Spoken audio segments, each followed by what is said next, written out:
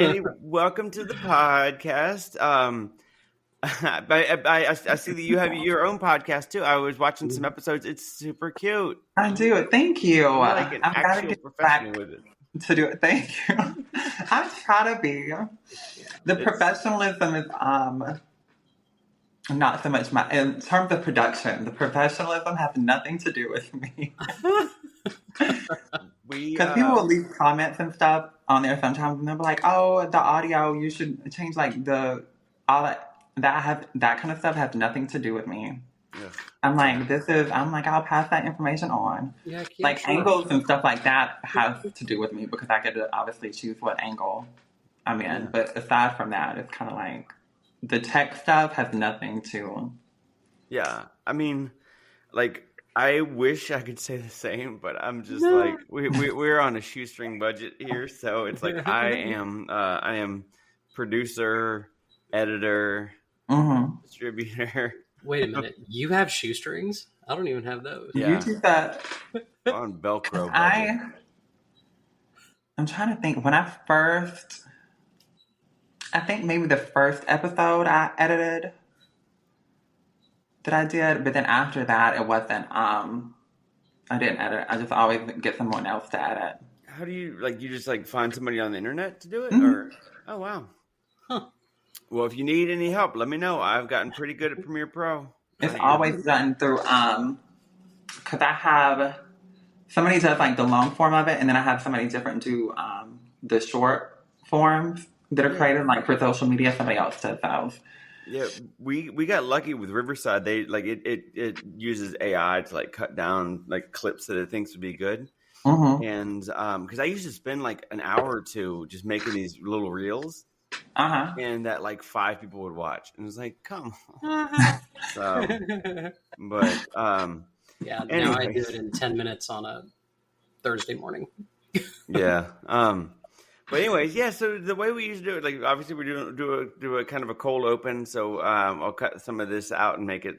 Obviously won't put a bunch of this stuff in, but yeah. And then we just kind of do the intro.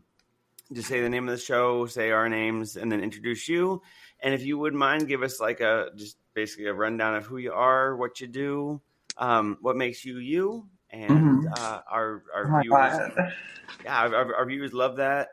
And before we start, is there anything that you don't want us to talk about? Any sore subjects that should stay out? Relationships, blah blah blah blah. I don't think I have really any kind of sore subjects. Damn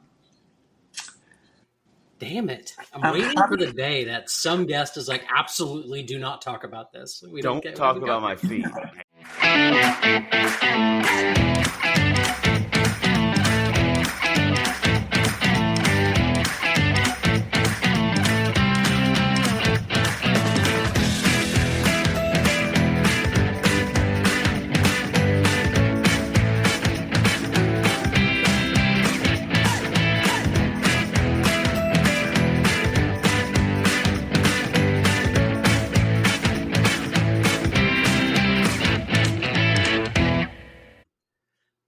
Everybody, welcome back to Girl Dad Girls.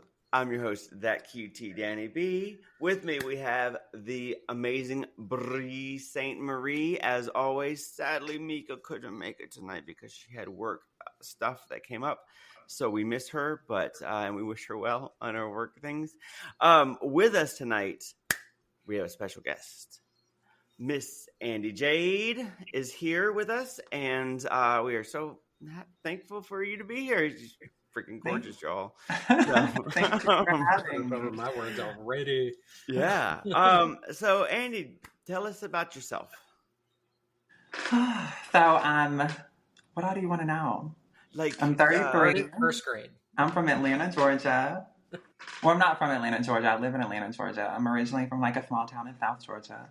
My current occupation-wise is social media, doing adult content as well, and running my podcast, T-Rated.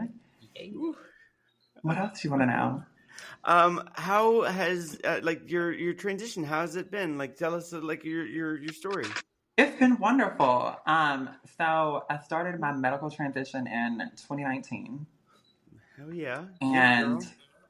I always say medical transition because I started getting like laser, and there was never a butch moment that I lived through past like the age of like 17 or 18. Really? Damn, lucky you. Wow. Yeah, Oh, I yeah. didn't really have honestly the butch was very alleged butchery to begin with. Um, and then, but I originally came out as like liking guys in high school, and so I started wearing like makeup and stuff then, and then I started getting like laser and lip injections when I was probably like 22, I think, or 23, Damn. Get it. and then I finally went full into it when I was what was that 28? Yeah, 28. I started like hormones and everything. Oh, wow. Okay. Damn, you took that track that I wish I took.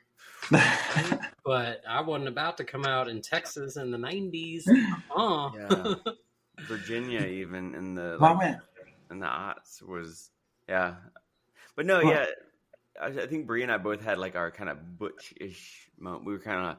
I had like butch decades. I had a beard and everything. I yeah, was see, I didn't ever, like I always like wanted to make myself like myself, so I'd work out a whole bunch. And the more I hmm worked out, the less I liked myself, which was weird. So then I worked out more and liked myself less. So, but no, that's awesome. I love that like you were able to kind of like embrace who you were at an early age. And Well, um, I come from I come from like a Southern Baptist family. Oof. And so obviously there was a lot going on from like childhood to me being 17 and finally coming out. However, I'm stubborn to a certain degree. And so I'm fortunate in that fact is once I'm okay with something, I could give a shit less about like the reality of anything else. And so once I was like found with the fact that I was attracted to guys, I didn't care that anybody else didn't. And so like when I was in high school, I ended up having to move in with like one of my best friends and her family because I couldn't live with my parents anymore. really, Yeah, I'm sorry. and it's Like, it's are they life. still not supportive? Um, define supportive. Like, do they? I Do you don't so? speak. I don't speak to I have like a brother who is like a brother who's 2 years older than me who's like amazingly supportive, and then I have a cousin who is amazingly supportive.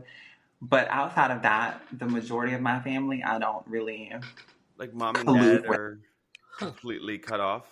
Yeah, Oh wow. and that's like they would still have a relationship with me if I would allow them to, but it would not be under the circumstances in which I'm going to continue a relationship. So, 100%. Yeah. yeah.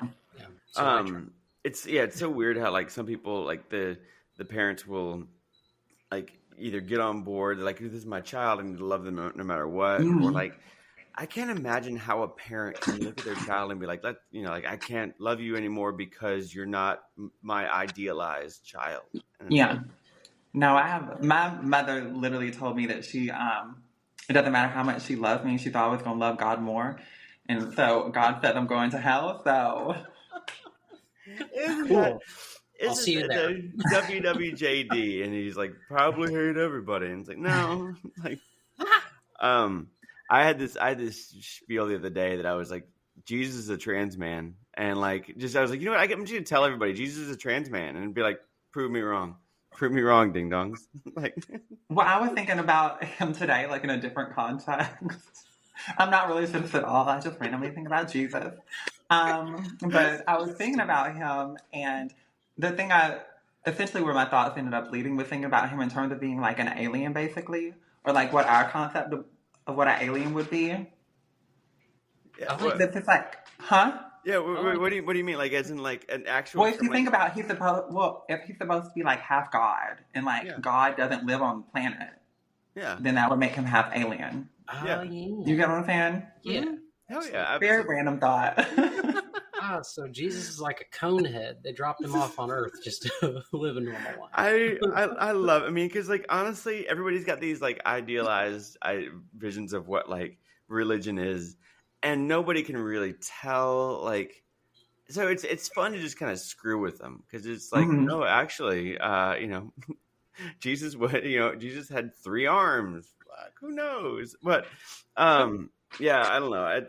I'm really sorry that your mom said that though. That's like, what a, like, I can't imagine as a parent Material. myself, like my daughter, no matter what, she's always right. She will always be right. And I can't Mm-hmm. imagine like throwing away relationships for like, an imaginary friend in the sky. It's like, like, Well, I mean, and I'm saying this like just from my parents' perspective, or specifically like my mother's perspective, and like how our relationship has gone, and how what I know of like her and like her past and stuff. I think because I've told this to her before too. I think some people it's a fundamental. We all have things in our life that kind of like ground us and keep us together. And I think for a lot of people that tends to be religion. yeah, And their life can't, for some people that's science, for some people that's drugs. It's like, and so I think for her, just due to like her own past and everything, life could not be held together without religion being there. yeah. I mean, That makes sense. yeah, my dad is a born again Christian now, and I mean, luckily he realizes that his one avenue to the only grandchild that still like he's able to talk to. My brother doesn't talk to my dad anymore, but like Uh-huh. my daughter is the only grandchild that he's going to be able to talk to, and so by him not accepting me, he loses access to her. So he, he is supportive to a point. So I'm Mm-hmm. still David to him, but occasionally he'll say she, her. Like, I, cool, Dad. Well, see, my dad has, the last time I was like, one of the last times I was like physically around my dad addressed me name wise. Well, I have like a family nickname that people always called me, and like people still call me that now. Um, and so because it's like a gender neutral nickname, so it doesn't matter. But like he would address me as that, and then call like he referenced me like she, her, and so I was like, I don't think he has as much of an issue as what my mother does, but like my mother is like very refusal of it, and so I'm like, okay. That's how, like, so do you just have the one sibling, or do you have one I other have sibling? so I have 3 older half siblings, but they were my dad and my mother are like 10 years apart, and so they were much older than I was. So it's not like I grew up with them. Did I freeze? Yeah, you had brought that. And then I have one much younger half or like full sibling Oh. who still lives with them. And what's the support level like with all of them? The oldest 3 haven't talked to them since I was probably. I think the last time I saw them was when I went to my patriarchal grandfather's funeral, which was probably when I was like 19. Oh, wow. Okay. Yeah, and then my younger brother is. He still lives at home with them, and so I want to say that. I'm not going to get into too much specifics because I've Yeah, no, yeah, no, but you she, don't. or not she, but he had me and my brother that I still speak to. Both of us have very like progressive general worldviews. Mm-hmm. He does not, but that's also because like he's autistic. He grew up solely like in the house with them, and with a lot of influence from my mother. So I feel like that's where a lot of that is like derived from. Yeah. I mean, it's hard once you like especially if you're still like under the thumb of somebody to like even get out and have your own thoughts. Like I remember like Yeah. I was pretty like I had pretty I would say moderate conservative views until like I got out from like Culpeper, Virginia. Trash. But yeah, it's I'm really like I love that you do have some support in the family. That's like Mm-hmm. that's I mean at least like it's not like a full loss, but And I'm sure, like, honestly, if your parents were to see the amazing woman that you are now, wow, like they're missing out. So, but Well, they don't. I guess I don't think about it as much now because like I started kind of pulling away from my parents when I was around like 15 for like other reasons, and so it never. The person I am now, I feel like they don't know, if that makes sense. And so it's not. It doesn't feel as much like of a loss to a certain extent. yeah. Well, in that same vein, like what would you say? I mean, other than like the family leaving kind of sucks because it's just that's their choice. I mean, that's them being ignorant and they're missing out on a beautiful, wonderful person. What have been like the really positive points of your transition? Like what are like the did you have those indelible moments that are like this was my favorite time of this part of it? All of it. I'm in such a great, like, just in my overall life currently, I'm in such a great place, like, just generally. If I had to pick moment-wise, I'd probably say after, one of them would probably get my name legally changed. Yeah. How is that in Georgia? Was that hard? No. So like your name is not hard. In Georgia, your gender can be a little tougher in terms of your documentation for everything, just because of you're supposed to have gender confirmation surgery. Really? In order to be able to get like your gender markers changed. Yeah. However, most it just says gender confirmation surgery. And so like loophole wise, technically that can be breast augmentation. And so like if you have the right doctors for it, they'll just write that off because it's still like a gender confirming surgery. Yeah. And so they'll write and document everything down that I think when they do it, they just don't specify.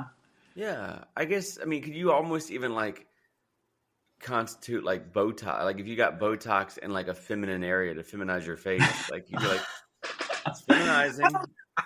I mean, well, I'm not going to say who I go. Like, I won't say where I go to get my hormones or anything. But I feel like if you find a queer-friendly place, they would be more lenient. Yeah. But I think they do need to have some kind of like surgical documentation. But in terms of like, I think in terms of like HIPAA, they probably can't share that. Yeah. They just wouldn't want to be like technically, I guess, lying under oath to like the government. But yeah. Like, it was a procedure. I know in Virginia, Virginia was so easy.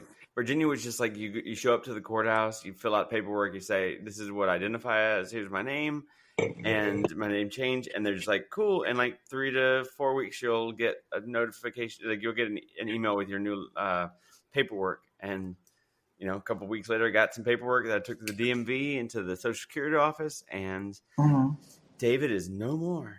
So it was like the same thing with your name too? Yep, the name and gender was just like they had a little checkbox. Which one do you want? Do you want an M or an F? And I was like, I always said I never worked this hard for an F in my whole life. Because I still had to go to I still had to have like a court day for my name change. Oh, but really?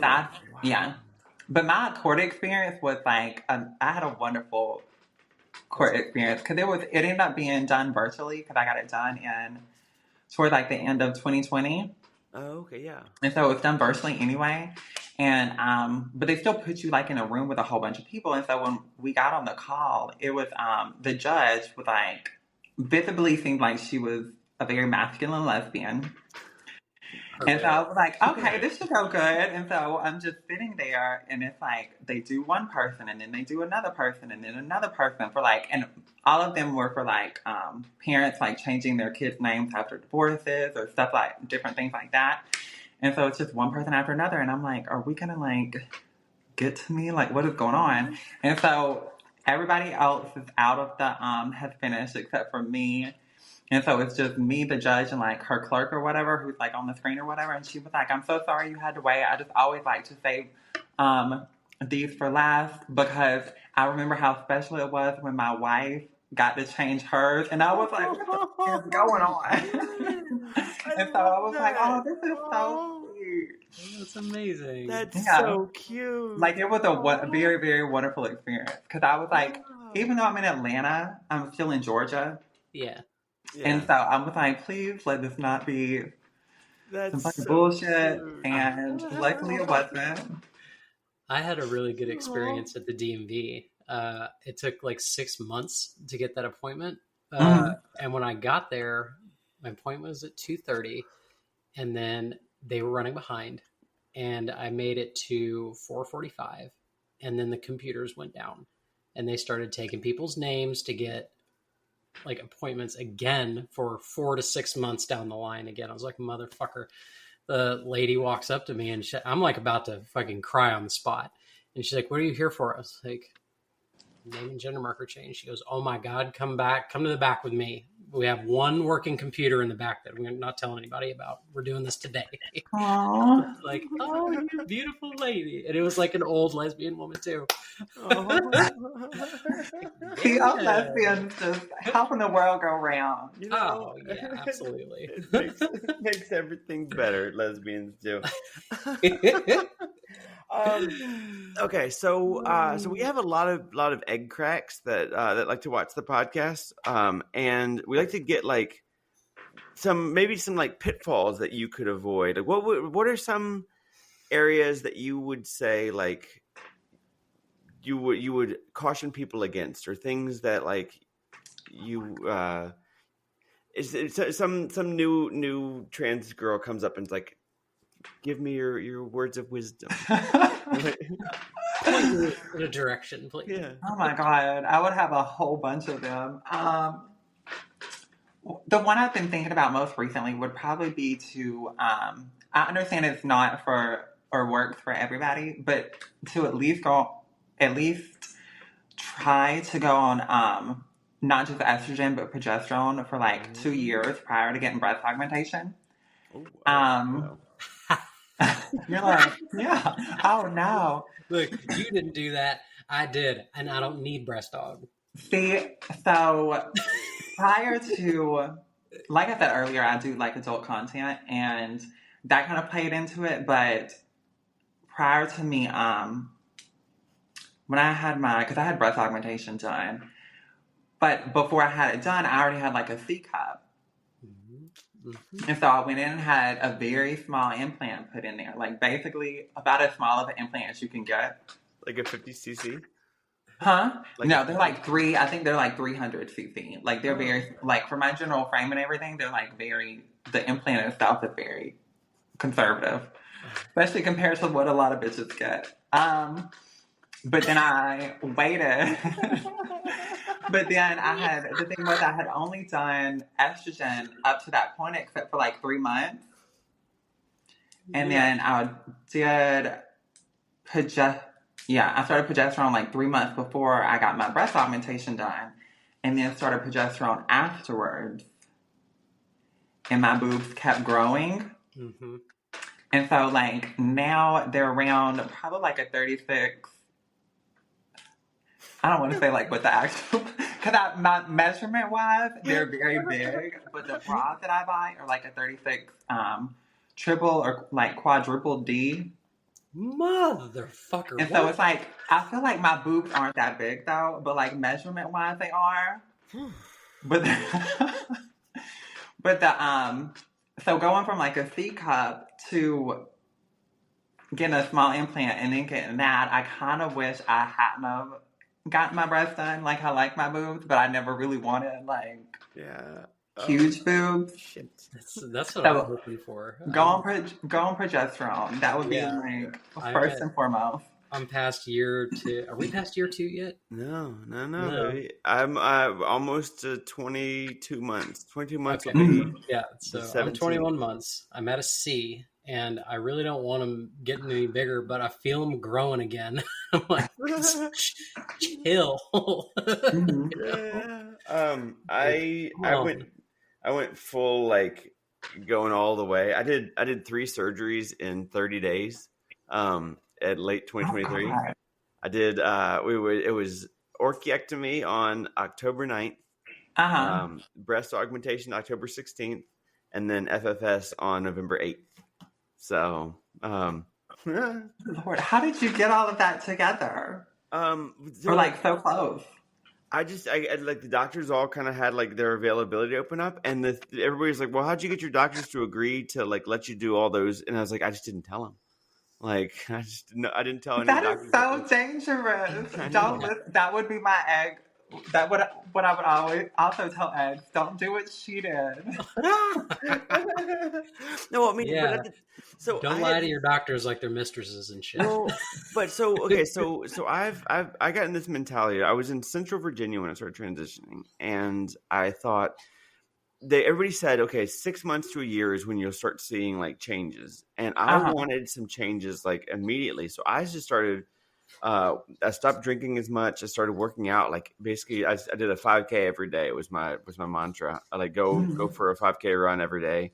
I skipped a day, so I'm kind of like lacking. But like working out that much, it kind of makes your body like you heal quickly from like Yeah. wounds and stuff. So I was able to like, one of the doctors was like, he knew that I just got an orchiectomy. The top surgeon, the guy who did my top surgery was like, it's like, if you weren't in this shape, we probably would recommend that you not do it. But he's like, you're already here. And I was like, I'm already in the gown. So come on, ding dong, let's go.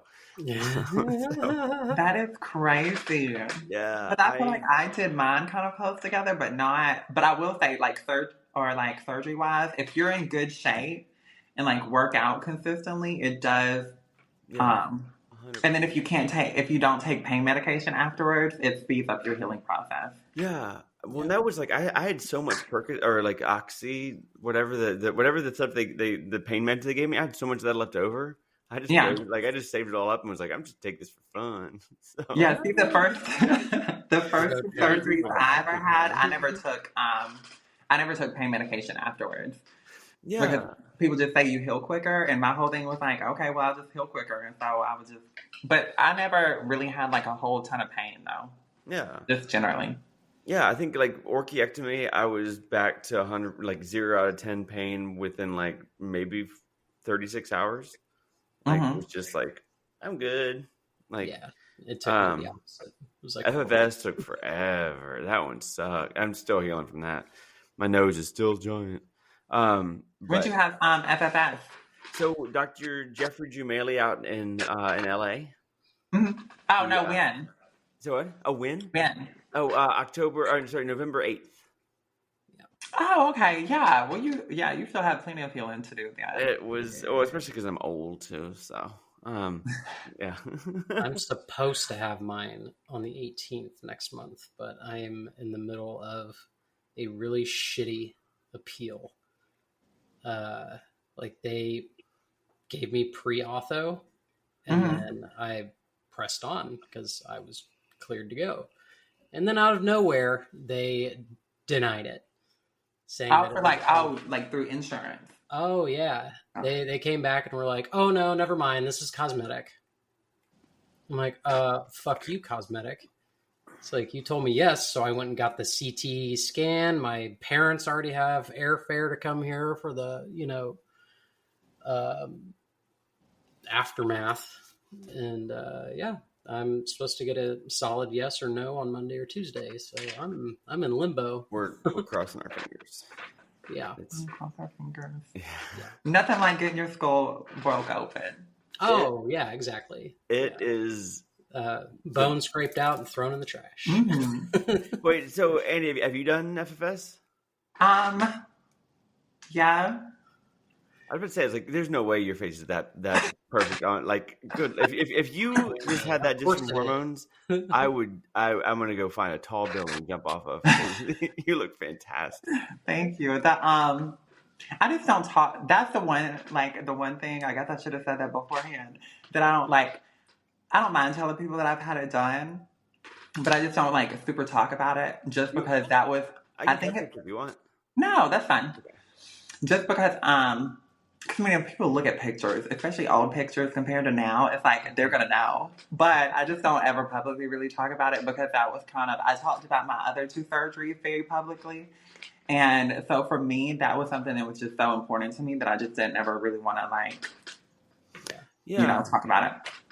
I'm going to do the same thing. I'm not going to talk about it. And after I get it done, I'm going to start progressively just inching away from the trans thing and just, blend into the fold. That's what I do. That's my general disposition from like my day-to-day life. Mm-hmm. I love it. So tell us about your... Wait a minute. I fucking have to be, because I'm a property manager in front of a bunch of North Carolinians. So I said, hang on. I want them fucking knowing. Hang on there, young girl. Are you? Hold on. But there's flipped up in your voice, mighty funny. Yeah, but there's like a whole different passability-wise, which the internet will never tell me that I'm passable. But passability-wise, you run into completely different things. Like there's 2 sides to like the same coin. It's like if you don't pass, then obviously you get like a certain kind of shit. If you do pass, then you get to listen to people say what they would say in front of people who aren't trans. Mm-hmm. Oh yeah. And so it's a very you get a guest pass into that world. Yeah. So it can have its ups and downs. Yeah. Absolutely. Well, and then and you get those awkward interactions. Like we had one tonight where like this guy didn't realize, didn't know that I was trans, and it's like I didn't know how to basically say like, my voice isn't this low and this raspy because of because I smoke too much. But and I don't know, it's those weird interactions where it's like, is this person going to hurt me when they find out? And I'm always on the edge of my seat. Like if somebody finds out, are they gonna freak out and act weird? But yeah. Anyways, that's neither here nor there. I'm realizing what time it is. We probably need to jump into some of these awesome questions that we have. Before we do that, Andy, do you mind telling people on the internet how to find you, how to get in, like what your handles are, your ways to get in touch with you or see you? So Instagram is Andy Jaide, ANDYJAIDE _ I think Twitter is exactly the same thing. Oh, you mean X? Sorry for my misgender. I'm not really an ally. I have not, even when I post tweets, I still call it, reference it as Twitter. Everybody does. So stupid. Does. It's just very hard. I'm from a different time. You're from the same time. I'm from a different time, and so it's hard for me to get caught up on these new things that the younger generation are doing now. You don't know it's how elite it is with changing their names. With who? It's super elite. Super. I can't remember what all the kids are saying now. I video games. But tell us about. So also tell us real quick about your podcast and how to find how people can find that. That's T-rated podcast. There's not T, just a letter. Obviously, it stands for trans. Rated. I get it now. Yeah. But it's T, just a letter, rated podcast. That's on Instagram, TikTok, Twitter. You can listen to it on Spotify. Basically everywhere. You can go look up for it on YouTube. Honestly, this is going to sound arrogant, but if you type Andy Jaide into Google, everything will come up. Hey, just simplify it. And that's not an arrogant thing. That's just marketing, search engine optimization thing. It's all my stuff will come up. SEO 101, baby. Well, that's wonderful. We're gonna do a big marketing push for you too, because that's awesome. You. Well, awesome. Well, we do have. I have my favorite question that I like to ask people. If you're ready for it. Yeah, I think so. Okay, so Andy, what would you say your transition theme song is? Oh my God. Just because this is like my favorite movie of all time, I have no clue what the fuck the name of the song is. But Devil Wears Prada is my favorite movie. And so the song that plays when Andy Sachs has her transition from being like the nerdy girl to the fashion girl, that's my song. Perfect. Okay. She has like a whole fashion monologue. Have y'all seen the movie? Absolutely. Yes, long Okay, time. yeah. So like when she starts finally dressing in the Chanel boots and everything, that song where she's like going from the subway and going into the office, and she has on all those different outfits. Whatever song that is playing. Okay. That's my song. My transition song. When we do I this love it. promo post, that's the song that's going to play. I love it. That's fantastic. Yeah, that like we were thinking about like, you know, when we were first doing the podcast, like what our songs were as like how you would idealize my transition, and like the theme song kind of came out as that, and like everybody's got one apparently. So everybody's got a song that like helped them through something or like really celebrated it. So it's kind of fun to hear like what people, whether it's a sad song or a happy song or somewhere in between. Nika always says like country. That dude looks like a lady for Mika. It's kind of she's yeah, but we get the Shania Twain feel like a woman a lot. So. Not Shania Twain. Yeah. But I love that the Devil Wears Prada Andy's song. That's awesome. Yeah. I love it. That'll work. Okay, I have my question. It's a little goofy, but I'm going to word it different this time. So you've been on the pod. Now you have to think of somebody that you want to call out to be on this pod. Who do you want to see on this? Somebody that you know and would be plausible of throwing them under the bus. Who would not plausible. I know a lot of people. I know a lot of yes. You know, we all know everyone. So oh, absolutely. I kind of want to see her generally do more podcasts because I'm like kind of obsessed with. I don't know if she has done any podcasts. She does modeling though. Her name's Scarlett. I think Giuseppe. I don't think if that's her last name. I can't remember what it actually is. If you look on my Instagram though, I follow her. If you look up Scarlett. Okay. But she's like tall and gorgeous. Me and her kind of. She's like the brunette version of me. If I was actually thin. In my brain, that's what I would look like. Yeah, I hear you. Is it getting hot in here or what? Damn, I think so. I love it. That's awesome. Well, yeah, Andy. Thanks so much for being able to come on and just like chit chat with us. We like to just bring awesome people on like you and just get your thoughts and hear about your life and everything, and it's wonderful. Thank you. But, yeah, I guess we usually jump into like final thoughts and then jump into after hours if that's cool with you. All right. Well, I guess in terms of like, Bree, you want to go to final thoughts first, or I always go first? Yeah, it's a tradition. Go ahead. Okay. Andy, you are stunning. So, like through and through, and I just like your energy is so positive and just such a like nice. Oh, thank you. Especially this time, this time of the year, also this time of like our transition. I know that like in 2 years in, it's kind of like, what the hell are we doing? So it's good I love having somebody with your energy around, and it's just great to be around somebody who's so positive and just doing such good stuff for the community and being such a positive influence. So thanks so much for coming on and letting us do our drivel with you. Of course. Andy, I think you actually like broke my heart in this episode. Oh my God, why did I break it? Nobody in Atlanta actually says Hotlanta. Oh, I'm sorry. I've believed that my entire life. I've been sold a lie, and I've just been told that it was a bill of goods, Like, good Lord. But in reality, you are absolutely gorgeous. I'm jealous of your hair. Hundo P. And, well, you can get it. They sell it.